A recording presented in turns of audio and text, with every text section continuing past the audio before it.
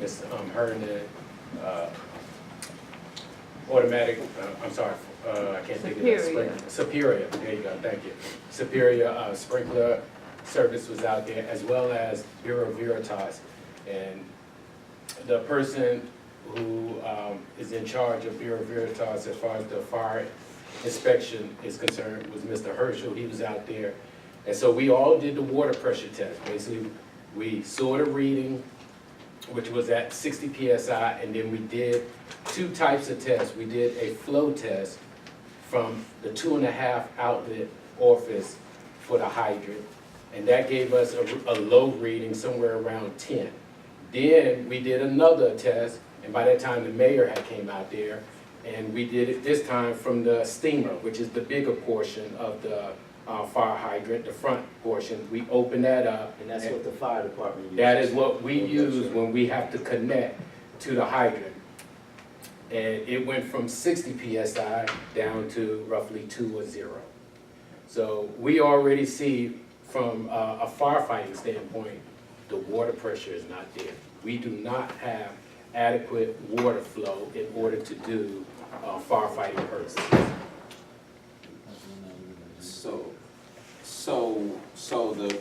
So this was the one. This was done Friday, May or no June. What you're describing last week, Friday. was last week Friday. Yes, sir. All right. So we have. Tell me the numbers because the 10 was the residential PSIG. What is the acronym we're using, or flow GP? Flow. Right. So your static is basically when you put the gauge on and you just open up the hydrant without water flowing. Okay. That's going to give you a static pressure, And what was that? 60 PSI. Okay, that was last Friday. Yes, sir. All right.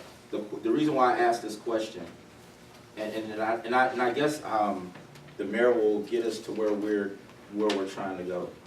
In our package, we have some information of a flow test that was done December 26, 2017, and we have the information from a flow test that was done January 3rd, 2018. That's 6 months ago. The same static, so we had a static flow pressure on December 26th at 55, and we had a static at 51. Okay. So tell me, did we go down? Did we go up? Explain that to us, because what is saying that happened last Friday, there's documentation that we knew. I don't know if it says City of Prairie View 6 months ago. And so part of this is, how do we have this conversation about the same things that we already know 6 months ago? And the follow-up question I have is, explain to me that this flow was done on Brookside. Is it Brookside? Yeah, Brookside's 4 hydrants off of Richards Road. Explain to us about the hydrants. Why didn't y'all do a flow test off the hydrants off of Panther Hills property, which is how this conversation came up? Because if they had water lines, or if they have the development already up, the hydrants should already be there. So how many new hydrants are in the city now with Panther Hill development that's impacting this flow test that y'all just did last Friday? May I? Yes. Panther Hill Apartments are in the process of ordering their fire hydrants. They have 0 fire hydrants. They have 0 plumbing and running water to test. If you look at the pictures, Chief, if you would pass these around to the residents that have some idea what we're talking about. These pictures reflect an existing housing complex. There's no water. With all the focus on this new complex, there's no water to test. If you took a look and just stepped back, we have a concern at Brookside. There's a lot of conversation about a place where we don't have any students yet.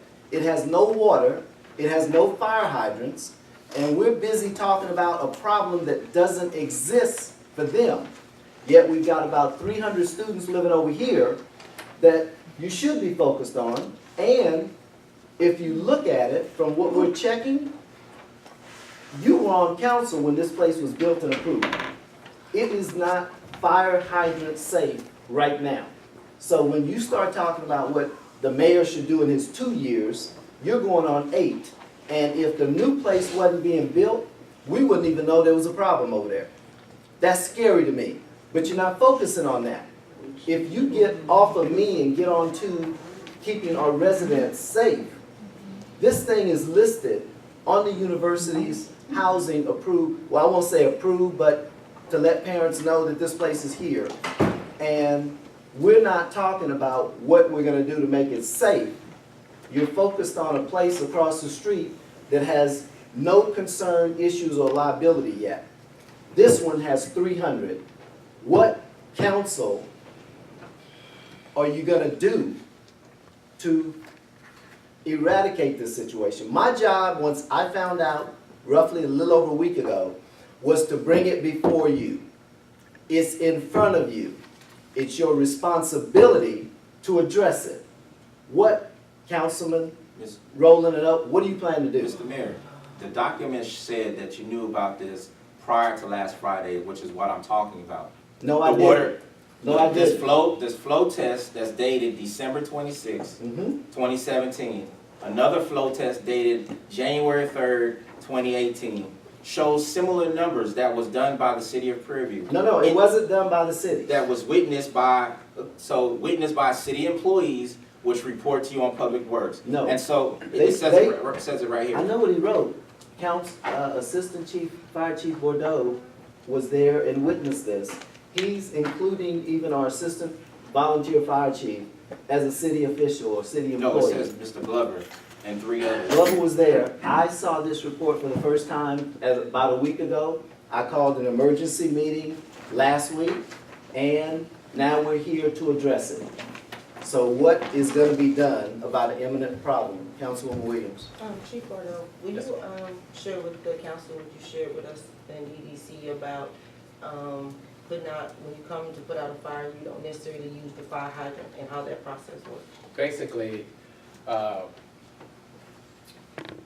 if we have a situation right now at Brookside, basically what we would have to do is we would hook up to the fire hydrant.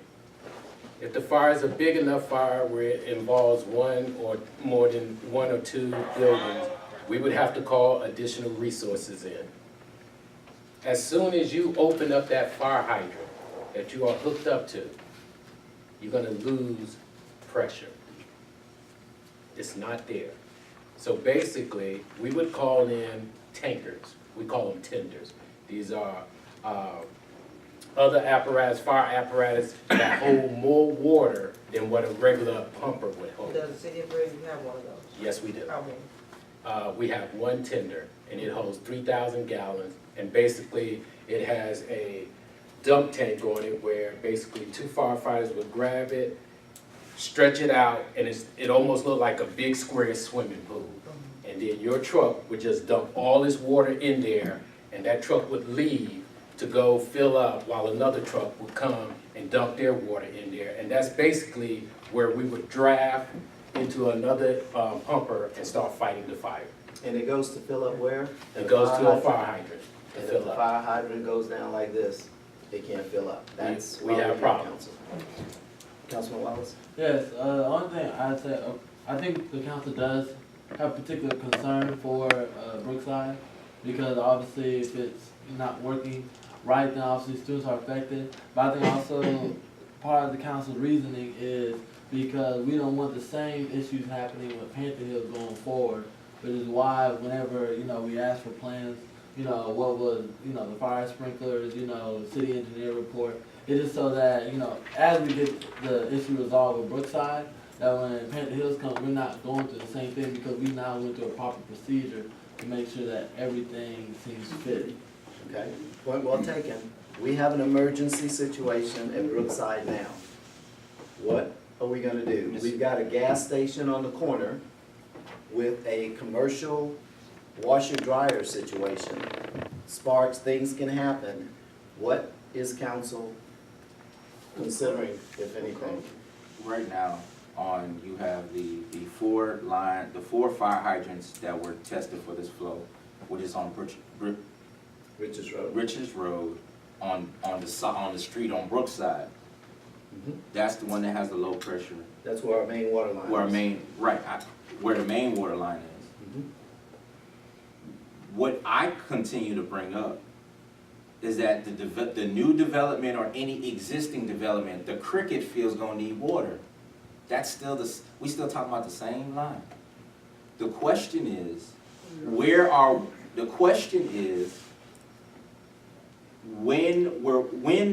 with the water pressure, it says in the email from Superior Automatic Fire System that you said you didn't know, it says, I returned to the Prairie View on 12/27/2017 and contacted the Utility Field Director Daryl Glover, City of Prairie View, Inspector Bordeaux, and Assistant Fire Chief and Head Inspector for the City of Prairie View, who will be inspecting all installations of underground fire water as well as overhead fire provision to assist if it may be a water pump was down or even some valves.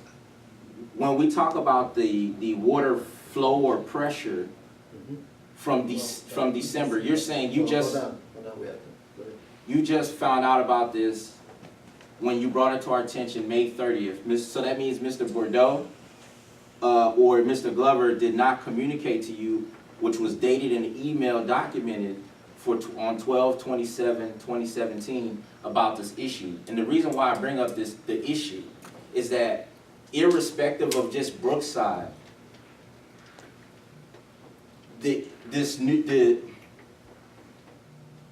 when we step back and we look at it, well, what is water? We've always had low water pressure over there.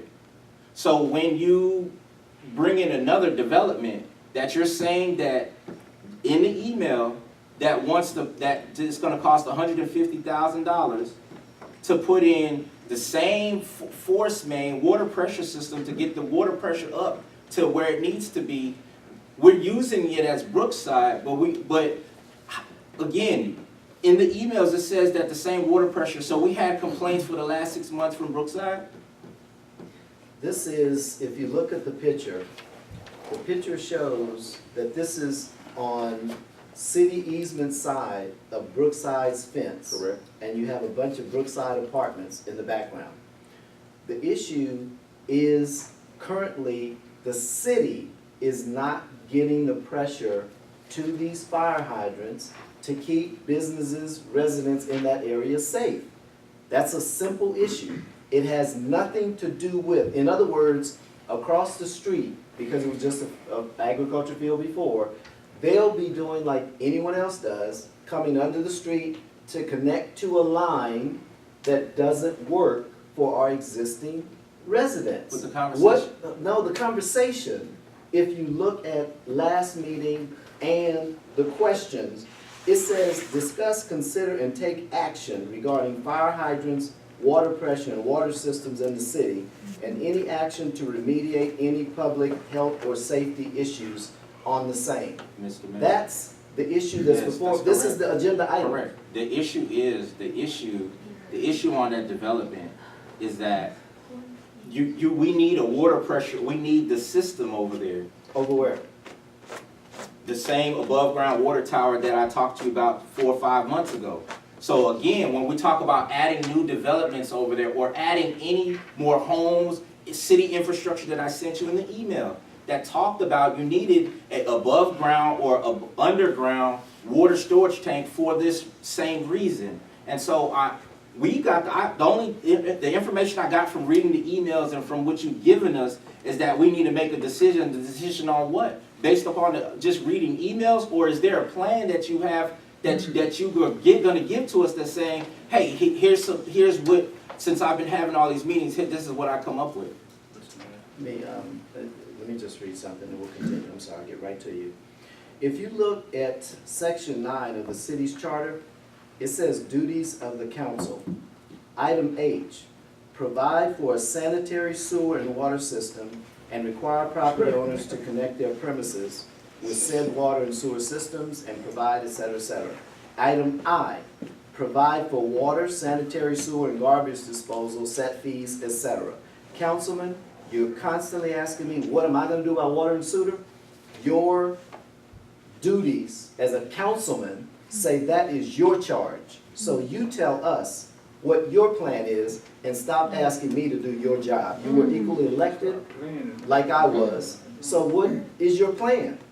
Now, you say you knew about this 4 or 5 months ago? You knew about it before I did. Mr. Mayor, I have the email. I saw but these I'm gonna allow- reports. I'm gonna allow other Councilman councilmen to Randall. talk. First, Chief Bruno, Yes, sir. can you explain what causes the water pressure to be low?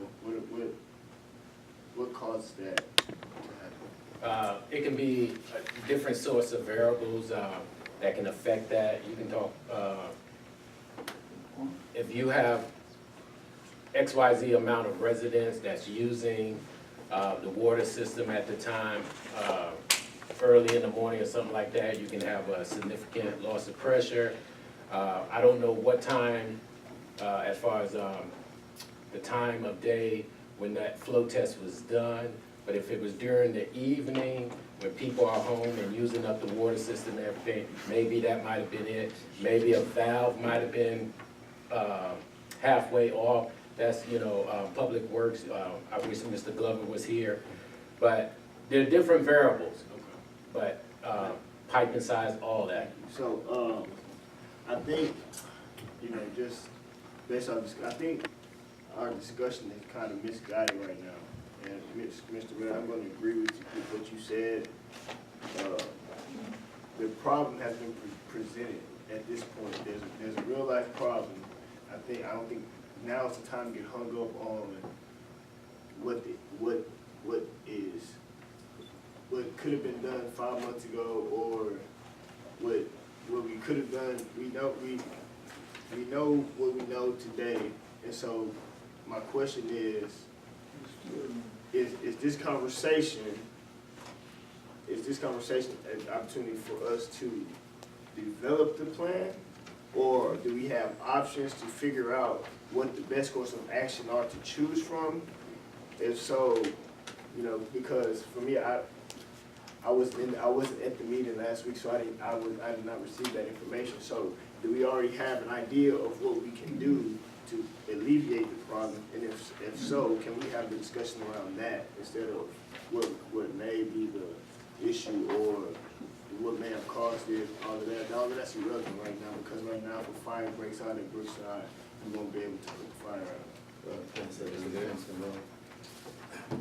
Yes, Councilman Jones. I'm sorry, Ms. Lewinsky, though, she had a hand up on the phone. I know when we had the meeting at 5 o'clock. Yes, ma'am. It was stated that we have 6-inch pipes going into a 12-inch pipe. Mhm.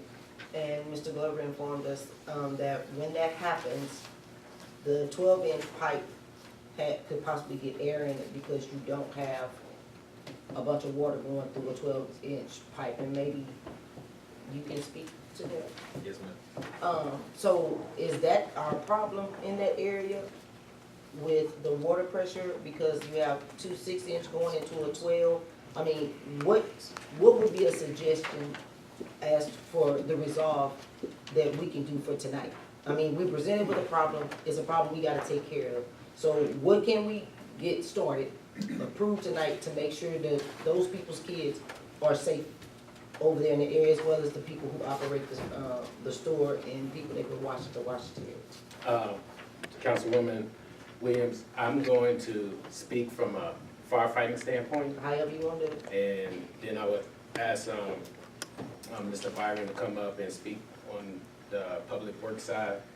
From a firefighting standpoint, basically,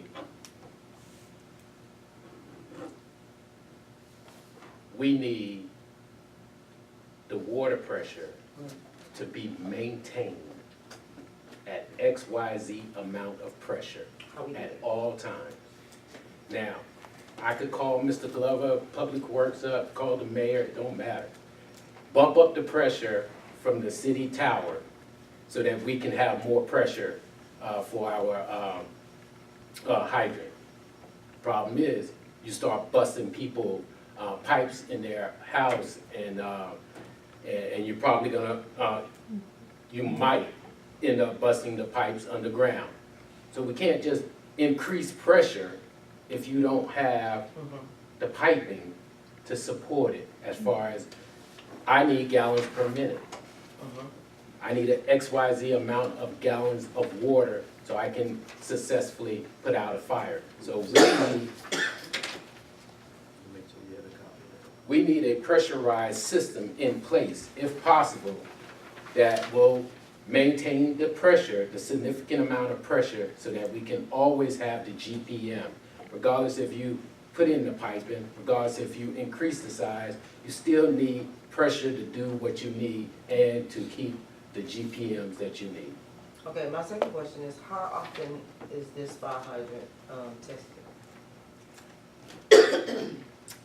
That would be a public works question, I mean, the reason I'm asking is because those apartments have been there a long time.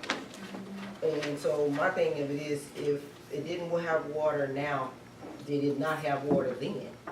And it's been a long time. So what individuals or people knew about this? Because those apartments been over there, what, 7, 8, 9 years maybe?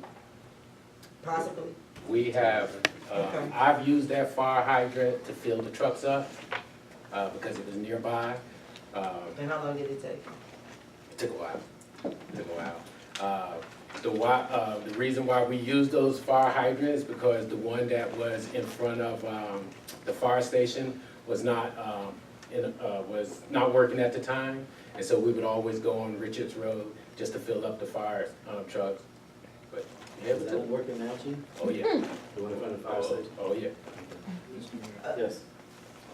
Councilman Randall? No, I just wanted to see what, Oh, I'm sorry, I'm what sorry, he, Councilman. if he could give us any input into this. As you spoke with Mr. Glover, he was saying that the pipes go from a smaller pipe to a larger pipe. With that kind of air, I've actually seen where air becomes so strong it shoots out water balls and it can cause damage. If your line is airlocked, yeah, it's open, it's pretty much open. There's no water gonna come through that line whatsoever. Really? No. So like you were saying, if we increase the pressure at the water plants, yeah, it might be good for him while he's doing the test. But as soon as the hydrant closes, the residents, you're gonna hear about it because you're gonna end up busting pipes left and right. Yes, sir. So, long term, it's basically being said, we need to come up with a plan to reassess our pipe. Because, I mean, don't get me wrong, I think ever since, and even quite a little bit before I sat on council, I think our city piping has always somewhat been an issue. I don't know the integrity of your piping. Exactly. So again, I would have to go to a city engineer, somebody who's actually done all the plans and everything else. Because even as we go through the plans, we have to modify it. There's things on the plans that aren't there. Or we find stuff later on, like, oh my God, if we would have known this, it could have prevented X, Y, Z. So as we find stuff, we actually put them on the plans. So again, we came in under an emergency contract to do facility work, but as he was running the test, we actually went to the facility to see like, okay, if we keep on another pump, is it gonna sustain pressure? No, I mean, we gave him what, maybe 3 extra PSI, but you gotta think about the distance that the lines run. And if you're looking for a remedy, there is no overnight remedy. I'm sorry to tell you that, there is no overnight remedy.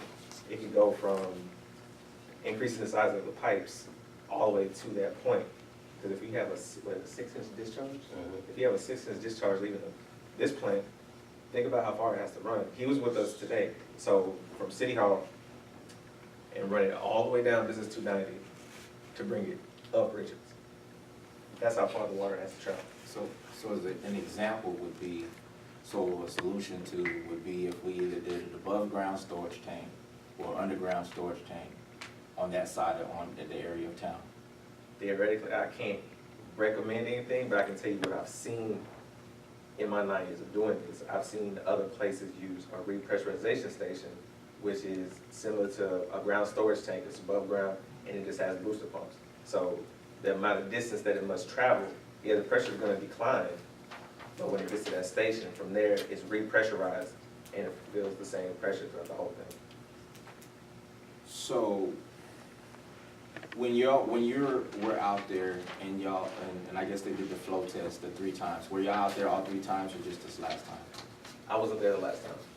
I was there last week, yes, sir. So you've been out all 3 times? Uh, December, January, and just now? two. Okay. When we've got that, the GPMs and the readings has stayed similar, that we've known for the last 6 months as far as the water pressure, as far as the GPMs, was that communicated to anybody when we saw that? We signed and we went our other way, Pretty because much. I signed as a witness, because again, as an emergency contract, I'm inside the fences of your facilities. The city guys have the distribution side, so the water, the hydrants, the piping and everything else, they actually do all the repairs and things like that. So a solution is that if we, because you can have more than one above ground storage tank, or what you refer to as an alternative, underground. So an underground water tank that would boost the pressure on that side of town would go where? The best place probably would have been right there in that corner lot, because I think it comes to 12 as you go down Richards. 12-inch line? Yes, I'm sorry, 12-inch line, yes. And that's pushing all the water across 290 onto the other side. Does that connect to It connects to another plant. It's, water? I'm talking about yes, water. yes, we're only talking about water. It does, because if I had a picture of the drawings, I could actually tell you, the other plant is larger. It's much larger. You can see when those pumps come on, the effect that it has. Right now, like you said, your static pressure in the city, any given day, your average pressure is anywhere between 55 PSI and 62. Mm-hmm. And that's this is what the readings show. That's what, so I guess, if you're saying the static pressure reads average 55 to 62, Yes. in all 3 readings, the static pressure has been 55, 51, and 60. So we're within whatever. So is that either we've been doing it wrong? Today is, we realize that it's not been, so if the static pressure's average been between 55 and 62, and for all 3 times we had our readings and we hit those numbers, why is this emergency today? And how do we bump the pressure up, and what's the cost impact of doing that? If we should be, if our average is 55 to 62, where do we need to be? Where is Hempstead? Where is, so on University Drive, are there what's that static pressure? We check the plants every day. Mm-hmm. So a good pressure, honestly, is anything above 35 in the district. But, Above. yeah, anything above 35 PSI is considered good. Okay. But that's not for fire. But that's not for fire. So Right, the what I'm static saying pressure is, isn't the issue. I'm just saying the system pressure is what we check every day. Right. So this is how we know. As far as your system, the city has good pressure as far as your system. All your lines are charged right now. Right. But when you draw off of that, you gotta think about how much you're drawing from a hydrant. It's larger than the waterfall, it's larger than your bathtubs. So it's coming out anywhere from 250 GPM up to like 750 GPM. If you pull that kind of volume off of 2 hydrants, you're gonna reduce that pressure, period. But here's the thing, if you're coming from a smaller line to a larger line, you gotta think about it. Only thing you're doing is sucking more air in. So your pressure's dropping even more. So it becomes an engineering thing. You gotta figure out which path y'all wanna go.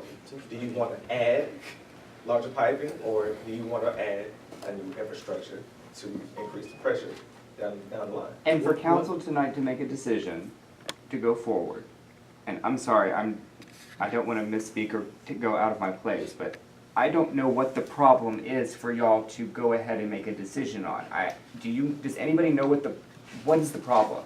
Because you have to know what the problem is, so y'all can go and make action legally to fix the problem. Well, So- let me speak to the problem. The problem is, when I saw this picture a little over a week ago, and saw where these fire hydrants were located, saw that right now, it has absolutely nothing to do with the new project. We have approximately 300 students mostly, and a couple of families